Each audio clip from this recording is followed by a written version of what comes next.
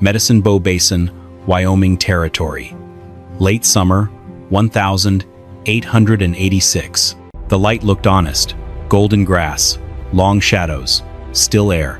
But the stillness was wrong. Nothing moved. Not the grass, not the fence line, not even the dust. The basin held its breath like it was waiting for something no one could see yet. Parker Hale, a homesteader who had spent years cutting timber and raising stock on that land, stood outside his cabin and looked toward his barn. 132 feet. On a calm day, it was nothing. On the wrong day, it was more than a man could cross. He watched the space between the two buildings the way a careful man watches a river before stepping in. No wind, no warning, no sound. That was what troubled him. He had lived through one winter that took more than it showed. He had learned that the worst storms did not announce themselves. They waited. If you can feel the weight in the air right now, give us a sign. Like just so we know you're here. And if you want to stay and see what happens next, join us on this journey. Subscribe so you don't miss what's beginning to unfold. Your presence is the reason this story continues. Out here, winter didn't arrive. It waited. And when it moved, it didn't stop. That distance had never been just distance. The cabin held what kept a man breathing. The barn held what kept a family alive. Inside that barn stood Ruth, a steady Jersey cow that turned grass into milk, 2 young hogs that would one day become meat, and a scatter of hens that laid just enough eggs to matter. It was not wealth. It was continuity. Inside the cabin remained Caleb Parker Hale's young son, too small to carry full weight, but old enough to feel the cold the way a child should not. Between the two, 132 feet of open ground. The year before, that stretch had changed its nature. The wind had come low, not from above, but across the earth itself. It did not howl. It cut. Parker had driven a rope between the cabin door and the barn post. In the worst of it, he did not walk. He crawled, one hand on the line, one knee forward, then the other.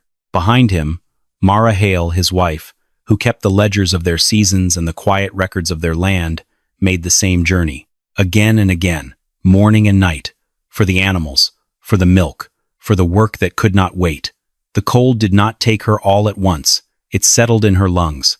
It stayed. She lasted through the thaw, through the mud, into the first green weeks of spring. But she never stood straight again, never drew a full breath. By the time the land warmed, the damage was done. Out here, death did not always come as a storm. Sometimes it came as a system that failed slowly, and sometimes it began with a distance a man thought he understood. After Mara was gone, Parker Hale did what every sensible man in the basin would have done. He cut more wood. Then he cut more. He stacked it higher, along the lee side of the cabin. He patched seams in the walls with fresh clay and fiber. He reset loose boards. He tightened the barn door. He stuffed cracks. He worked the way men worked when winter had already taken something from them, and they meant to be ready the next time. That was the accepted wisdom. If the cold came hard, a man answered with more fuel. If the wind found a seam, a man packed it tighter. If the barn froze, a man hauled more water, carried more feed, burned more of himself in the doing. So Parker did all of it. And still the woodpile fell faster than it should have. Still the cabin lost heat the moment the fire dropped. Still the barn held a kind of cold that did not leave when the door shut. It stayed in the boards, in the floor, in the trough iron, in the air itself. He began to notice something he had not been trained to name. The fire was always busy. The cold was never impressed. Around him, the basin believed what frontier places had believed for generations. If it was cold, you burned more wood. If that failed, you burned even more. Effort was the answer. Labor was the answer. Force was the answer. But Parker had started to suspect that a man could work himself to the bone and still be feeding the wrong war. There was a difference between fighting winter and understanding how winter entered a place to begin with. And once that thought took hold, the old logic no longer sat as firmly as it once had. The thought stayed with him longer than it should have.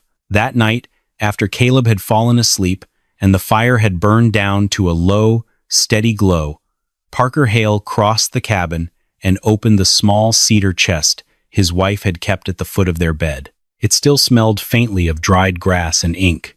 Inside were not letters, not memories meant to be read aloud. They were records, pages filled with tight, careful writing, columns of numbers, short notes written without decoration, without explanation, morning temperatures, wind directions marked by day and hour, a line scratched beside one entry, floor colder than wall by 9 degrees. Another page mapped the cabin in simple strokes, arrows drawn along the seams of the walls, draft strongest here. Door pulls air inward at dusk. There were notes on the barn, water skins over fastest on north side trough. Animals crowd south corner before pressure drops. He turned another page. Air moves faster than fire replaces heat. Parker stopped there. He read it again. Slower. Further back, folded into the spine, was a rough sketch. Not finished. Not labeled for anyone else. Cabin, cellar, barn, lines between them, arrows moving through them. At the bottom, a single note. Ground stays even. Parker sat still, the paper resting in his hands. For years, he had believed Mara Hale kept the house.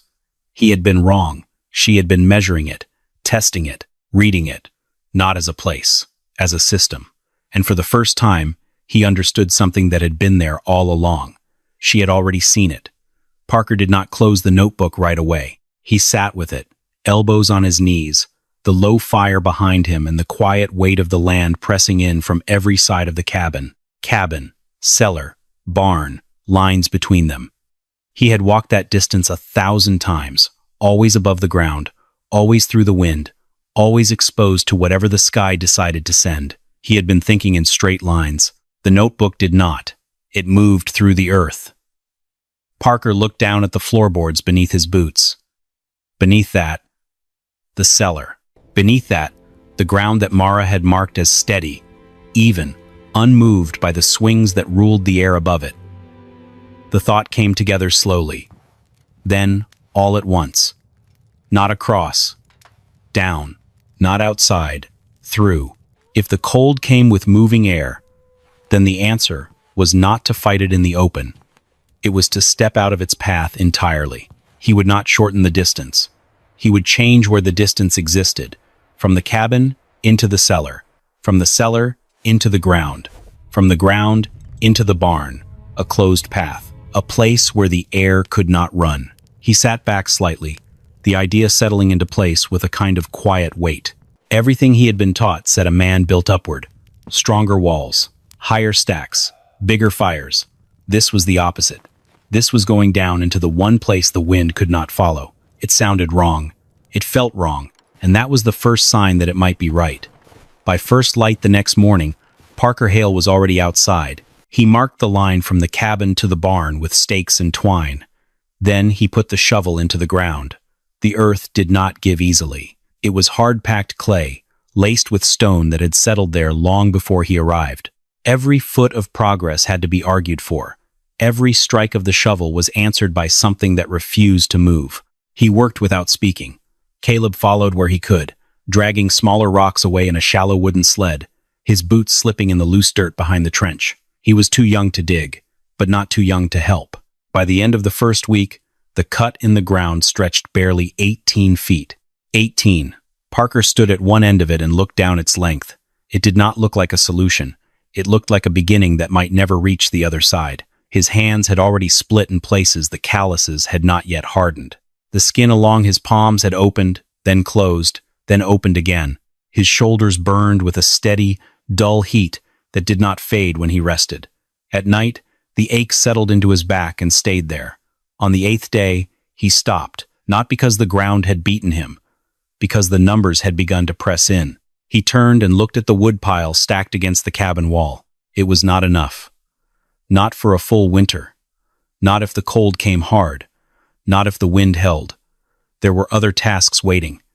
Game needed to be tracked before it moved higher. More wood could be cut before the first deep freeze. Repairs could still be made while the ground would take a post. He could stop. He could cover the trench. Call it a misjudgment. Return to the work every man around him understood. He stood there a long moment, the shovel hanging loose in his hand.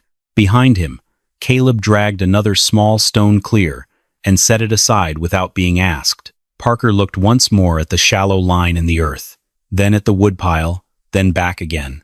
This was the choice. Work that made sense now, or work that might matter later. He drove the shovel back into the ground, not harder, just steady. The decision was made without noise. He would finish what the ground had not yet agreed to give him. By the second week, the line in the ground had become something that could no longer be ignored. It cut across the yard in a way that drew the eye, not deep enough to be useful, not shallow enough to dismiss. Elias Broom, a sawyer who ran a small mill along the creek and knew the value of straight work and straight answers, reined his wagon to a stop and looked down from the seat. "What are you building, Hale?" Parker did not look up right away. He set the shovel, shifted a stone into place, then answered without turning. "Not building." He paused, connecting. Broom waited for more. None came. He followed the line of the trench with his eyes. From cabin, across open ground, toward the barn. The shape of it did not resolve into anything familiar. A barn needed posts. A fence needed rails. A cellar needed walls. This needed none of those things, at least not in a way he could name. Broom let out a short breath through his nose. Not quite a laugh. Not quite approval. "Well," he said, gathering the reins again, "you'll have your hands full with that." He did not stay to watch. But he did not keep the story to himself either. By the next day, the basin had a name for it. Hale's Burrow. It passed from one porch to another, from wagon to store counter. Some said it with a grin, some with a shake of the head, all of them with the same quiet certainty that they understood what they were seeing. A man digging himself into the ground, working against the season instead of with it, turning labor into something that did not look like it would return. Parker heard it. Of course he did. Names traveled faster than tools. He did not answer them. He went back to the trench, set the shovel, and continued the line the ground had not yet finished giving up. The name might have stayed a joke if it had not reached the wrong ears. On the third morning after it began to spread, a rider came in from the North Road. Gideon Thorne, a senior homesteader who had broken land in the basin before most men had even seen it, drew his horse to a stop at the edge of Parker Hale's trench. He did not dismount. He looked once at the cabin, once at the barn, then down at the cut in the ground between them. "What is this?" Parker set the shovel upright and rested a hand on the handle. "Work." Thorne's gaze did not shift. "This is time you don't have," he said. "Winter doesn't wait for a man to finish thinking." He pointed, not with his hand, but with a slight turn of his chin toward the woodpile. "You need more of that, not this." Parker did not argue the point. He simply answered, "I have enough wood." The words landed flat in the open air. Thorne's expression hardened slightly. "No one has enough," he said. "Not when it comes in hard." His eyes moved again along the trench, measuring it without stepping closer. "You're digging your family into the ground." Parker met the line of his gaze without raising his voice. "This is winter work." For a moment, nothing moved. Horse, man, windless air. Then Thorne gave a small, final shake of his head. "This is a mistake that won't forgive you." He turned the horse without another word and rode back the way he had come, leaving the yard as quiet as he had found it. The sound of hooves faded. The yard returned to stillness. Parker remained where he stood, the weight of the words settling where they would. He did not answer them. He did not need to. The ground would answer soon enough. The yard settled again after Gideon Thorne rode out of sight. No wind, no voices, just the open cut in the ground and the work that remained inside it. Parker Hale stood still for a moment longer than usual. Then he stepped down into the trench and pressed his hand against the wall of packed earth. It was cool, not cold, steady. He held it there, feeling the difference without needing to name it. A line from Mara's notebook came back to him, not as writing, but as something already proven. Cold is not only what comes in, it is what you fail to hold. He looked down the length of the trench again. Before, it had been effort, a hole, a problem not yet solved. Now it held a different shape in his mind. Not something open, something that would close. Not a path exposed to the air. A place where the air would have to slow, and then stop carrying anything with it. Footsteps sounded behind him. Another neighbor had come up from the south boundary, drawn by the same line in the ground that had drawn the others. He stood at the edge, looking down, Why not just build thicker walls? He asked. Seems simpler. Parker did not climb out. He answered from where he stood. Walls don't stop air. He paused, then added, they slow it. That's not enough. The man frowned slightly, waiting for more. There was none. He looked once more along the trench, then back toward the cabin, as if trying to fit the idea into something he already understood. It did not fit. He gave a small nod, not of agreement, but of closure, and turned away. The question had been asked. The answer had been given. The gap between them remained. Parker stood a moment longer, his hand still resting against the earth. He no longer saw a trench. He saw a boundary, a place where the wind would be made to stop. The work did not get easier. Time did. It tightened. The first frost came without warning, settling into the ground overnight and leaving a thin white skin across the trench walls by morning. Parker Hale struck the earth and felt the change immediately. The surface had begun to resist. Every day after that, the window narrowed. What could be cut in the afternoon hardened again before sunrise. The ground was closing, 1 degree at a time. So he adjusted. He worked earlier. He worked longer. He wasted no motion. When the trench reached its full line, he began to turn it into something that would hold. Stone went in first, flat pieces, fitted tight along the base and sides, not for strength alone, but to give the ground something to keep, something that would not shift with each freeze and thaw, something that could carry and return what little heat passed through it. Then came the poles, tamarack, cut straight and laid across the top, one after another, forming a low roof that followed the line of the trench without rising above it. Over that, he stretched tarred canvas, sealing it as best he could against moisture. Clay followed, pressed in by hand, packed into every seam, every place where air might try to move. Finally, he brought the earth back, layer by layer, dirt, then sod, then more dirt. What had been an open cut in the ground became a low ridge, barely higher than a man's knee, running from the cabin toward the barn like something that had always belonged there. Caleb walked along the top of it once, carefully, arms slightly out for balance. To him, it was just a mound. A new line in the yard. He did not see the space beneath his feet, did not know what had been placed there. The first snow came not long after, light at first, then steady. It settled across the ridge the same way it settled everywhere else, softened its edges, blurred its shape. By the end of the week, the work was gone from sight. No trench, no structure, no sign of effort, just a quiet rise in the ground between two buildings that still stood 132 feet apart. The most important thing Parker Hale had built could no longer be seen at all. Once the work disappeared under snow, it became easier to misunderstand it. From the outside, nothing had changed. Two buildings, open ground between them, winter settling in as it always had. But the system beneath that snow did not follow the same rules. The first truth was simple, though most men never tested it. Wood walls slowed the cold. They did not stop it. A log cabin held heat for a time, but it also leaked it through seams, through knots, through every place air could find movement. Fire filled the space. Air carried it away. The ground worked differently. Packed earth and sod did not rush heat out. They resisted change. They held what passed into them longer than wood ever could. That was the first layer. The second could be felt without tools. Parker Hale stepped down into the cellar beneath his cabin. The difference was immediate. Not warm, but not sharp with cold either. The air did not bite. It did not pull. It stayed close to one condition. No matter how the wind shifted above, Mara had written it plainly. Ground stays even. That evenness was not comfort. It was stability. The third truth revealed itself in motion, or rather, the lack of it.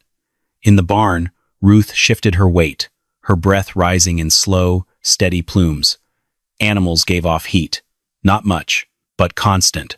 In the open, the wind took that warmth the moment it formed. It stripped it away and replaced it with something harsher. But now there was no open path. From the barn, through the covered tunnel, into the cellar, and up toward the cabin, the air could move, but only slowly. It lost its force, its speed, its ability to carry heat away faster than it formed. Nothing was added. Nothing was forced. The system did one thing. It prevented loss. and that was enough. Parker did not need to explain it in numbers. He walked it, felt it, tested it the way Mara had through use, not theory. Because the truth of it could be said in a single line, and it held whether a man understood it or not. He wasn't trying to make the air warm. He was stopping it from getting colder. The winter that followed did not begin with violence. It came in small measures. A light freeze at dawn, a thin crust over water, a wind that passed without staying. From the outside, Parker Hale's place looked no different than any other in the basin. He still cut wood, still stacked it, still moved through his days with the same steady rhythm every man kept when the cold began to settle in. Nothing about it drew attention. But inside that quiet routine, something had changed. When he needed to reach the barn, he did not step into the wind. He stepped down, through the cellar, into the covered path beneath the ground, and forward through a space where the air did not rush to meet him. No heavy coat, no rope in his hand, no crawling blind through snow. Just a lantern, its flame holding steady, barely flickering as he moved. In the barn, Ruth stood calm, shifting her weight slowly. The hogs stayed settled. The hens did not crowd or panic. The water trough carried only a thin skin of ice at its edges, not the thick, solid freeze that came when the cold took hold without resistance. Nothing struggled, nothing rushed. The air held. Back in the cabin, the fire burned lower than it would have the year before. It did not need to climb. There was no draft pulling at it, no hidden current stealing what it gave. The heat stayed where it was placed, moving slowly, evenly, without being chased out. Caleb sat near the hearth, hands loose at his sides, not tucked under his arms, not pulled tight against his chest. He did not shiver. There was no moment to point to, no single act that proved anything beyond doubt, only a pattern, a difference that did not announce itself, a system doing its work quietly, in ways no one outside could see, and no one yet believed would matter. The difference held. Then the land began to change. Not all at once, not in ways a careless man would name, but in patterns that did not sit right when placed beside one another. The wind lost its direction. It came from the west in the morning, turned north before noon, then slipped east by late afternoon, low and searching, as if it had not yet decided where to settle. The snow softened for a single day, just enough to give under a boot, then locked hard overnight, sealing. The hens climbed to their perch earlier each evening. Not in panic, just sooner, quieter. Ruth stood in the barn and held her head to one side for long stretches of time, facing the same direction without moving, as if listening for something that had not yet reached the ear. The mule left part of its feed untouched. That did not happen. And by mid-morning on the third day, the air did something Parker Hale recognized immediately. It stopped.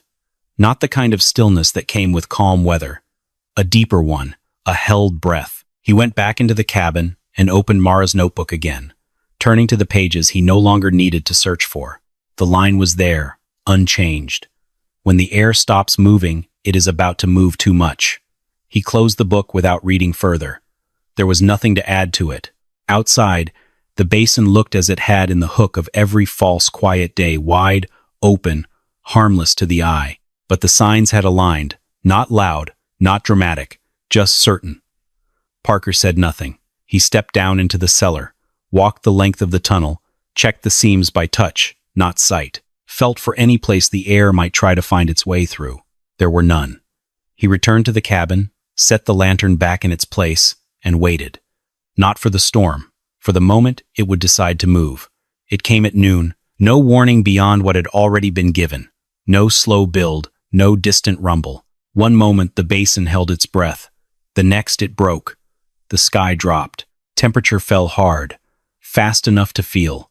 Fast enough to take the edge off anything that had not been secured. The wind did not rise. It arrived. From the north. Low. Dense. Not a sound at first, then a force that carried its own noise with it. A long, unbroken roar that filled every space it could reach. Snow did not fall. It moved, sideways, driven across the ground in sheets that erased shape, erased distance, erased direction. The fence line vanished. The path between cabin and barn disappeared as if it had never been there. The horizon closed. There was no more far, no more near. Just pressure, air that struck and did not pass. Cold that did not settle, it pushed. A man stepping into it would not walk. He would lose direction in seconds, lose breath soon after. There were no markers left to hold on to, no edges to follow. The basin had been reduced to one condition: force against anything that stood in it. This was the moment every system faced. Not the cold alone, not the snow alone, but the movement of both, together, without pause and without mercy. Nature had not spoken. It had made its judgment clear enough. The storm did not ease. It pressed harder. Inside his cabin, Gideon Thorne fed the fire until it roared. Wood disappeared into the hearth, faster than it could be carried in. Each log caught, flared, and vanished into heat that filled only part of the room. A circle formed, warm near the fire, cold everywhere else. A shrinking space a man had to stay inside if he meant to keep his hands working. Beyond it, the cold held its ground. The walls did not stop it. They slowed it. That was all. The floor stiffened. The corners froze. The air near the door pulled inward with every gust, dragging warmth out as fast as the fire replaced it. Gideon moved to the woodpile outside once. He opened the door. The wind struck. Hard. Immediate. Snow drove straight through the opening, cutting sight to nothing. The rope he had tied to the post snapped tight in his grip before he had taken 2 steps. He did not go further. He forced the door shut, shoulders braced against it, breath already shortened. The fire behind him consumed what remained. In the barn, beyond a distance he could not cross, cattle shifted, then stilled. There would be no reaching them, no path, no control. Force answered with more force. And still, it failed. Across the basin, the same storm struck a different system. Inside Parker's cabin, the fire burned low. It did not need to climb. The air did not move fast enough to carry the heat away. There was no pull at the seams, no draft bending the flame. The warmth stayed, even, quiet, held. Caleb sat near the hearth, a small figure in a space that did not demand constant defense. His hands rested in his lap. He watched the light without curling into himself. There was no urgency. When the time came to check the barn, Parker did not reach for a rope. He took the lantern, opened the cellar door, and stepped down. The noise of the storm faded with each step below the floor. The roar above became a distant pressure, then a dull presence that no longer directed movement. In the tunnel, the air held steady. No wind, no rush, no force to fight, only space. He walked its length without stopping, boots firm on the packed ground, the lantern flame steady beside him. At the far end, he rose into the barn. Ruth stood as she had before the storm. The hogs shifted slowly. The hens remained on their roost without crowding. The water trough carried a thin crust, not a solid block. Nothing had frozen in place. Nothing had panicked. Parker moved among them, checking, adjusting, doing the work as it had always been done. Only now, without resistance, pressing against every motion, he filled a pail, turned, and walked back the same way, through the ground, through still air, through a system that did not fight the storm, but refused to give it anything to take. Back in the cabin, he set the milk down beside the hearth. The fire held, the air held, the space held. Outside, the basin had been stripped to force and noise and movement without direction. Inside, the day continued. Not as a struggle, as a routine. The difference was complete. One system burned everything it had to stay alive for a few more hours. The other required less and held more. The proof did not need to be argued. It was already happening. The storm did not leave quietly. It ended the way a hammer stops, not gently, but all at once. And what it left behind did not ask to be understood. It could be counted. Doors buried halfway to their hinges. Fences pressed flat into the drifts like they had never stood at all. Barn roofs bowed under weight they were never meant to carry. Water troughs stood frozen solid, not crusted, not skimmed, locked. In more than one place, livestock had gone down where they stood. No struggle left in them, no second chance. And in one cabin, a man had made it to the door. He had not made it through. The basin did not speak that morning. It measured. Gideon Thorne rode through it without hurry. Not as a man checking damage. as a man moving through the result of something already decided. He passed a cabin where the fire had eaten half the woodpile, and still frost clung to the inside walls. Another where the door had frozen shut from within. A third where no smoke rose at all. He did not stop.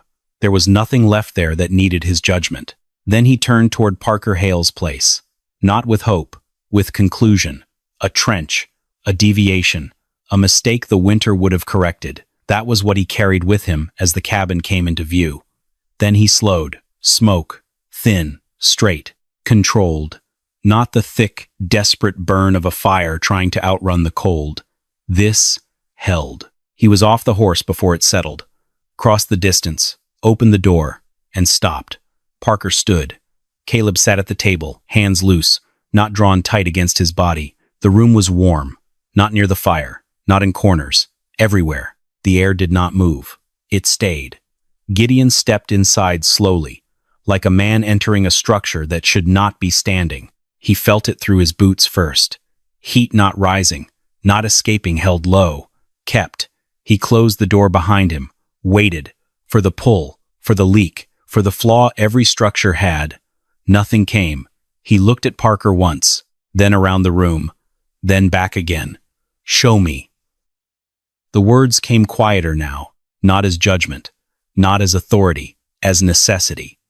Parker did not explain. He turned, opened the cellar door, and stepped down. Gideon followed. Each step stripped something away, the wind, the sound, the certainty he had carried in. In the tunnel, he stopped, reached out, pressed his hand into the earth. It did not bite with cold. It did not shift. It did not answer. It held. One condition. Steady. He walked the full length. Into the barn. Animals stood. Alive. Breathing slow. Even. No frost in their lungs. No panic in their bodies. Nothing wasted. Nothing lost. He remained there longer than needed, as if time itself required recalculation. Then he turned back. They climbed into the cabin again. Parker moved to the table, brought out the notebook, set it down, opened it. No speech, no defense, only a page and a single line marked by his finger. Gideon stepped closer. Read it. Once, then again. The words did not argue. They did not persuade. They had already been proven. Something in his posture shifted, then failed. He straightened, but the shape did not hold. Not the same way. He did not nod. He stepped back instead, as if the distance between what he had believed and what stood in front of him required space just to exist in the same room. Outside, the basin had already begun to move. Word traveled faster than repair. They came, not all at once, but steadily. By afternoon, 2 men at the door. By evening, 5. They did not come to mock. That had already been done before the storm. They came to stand in the room, to feel the air that did not move, to step below ground, to walk the length of something they had once dismissed. Some asked questions. Most did not. They watched. They listened. They measured against what they had lost. Parker did not lecture. He did not convince. He showed. Once. Then let the ground speak in his place. When spring broke the frost line, the first cuts appeared. Not one. Many. Lines drawn between cabin and barn across the basin, places where no man had ever thought to dig before. Shovels in the ground. Hesitant at first, then certain. Gideon Thorne was among the first, not watching, not directing, digging, where everyone could see him. No horse waiting, no distance kept. Only a man in the earth learning too late, but not refusing it. Others followed, because proof did not require belief, only repetition. And that season, the basin changed, not in what men said, in how they built. Because out there, a man could burn half a forest and still lose to moving air. But the ground did not bargain, it did not rush, and it did not forget. It kept what the wind could not steal, and it buried what refused to learn. If a storm like that hit your land, would you trust the ground or the fire? Let me know where you're watching from.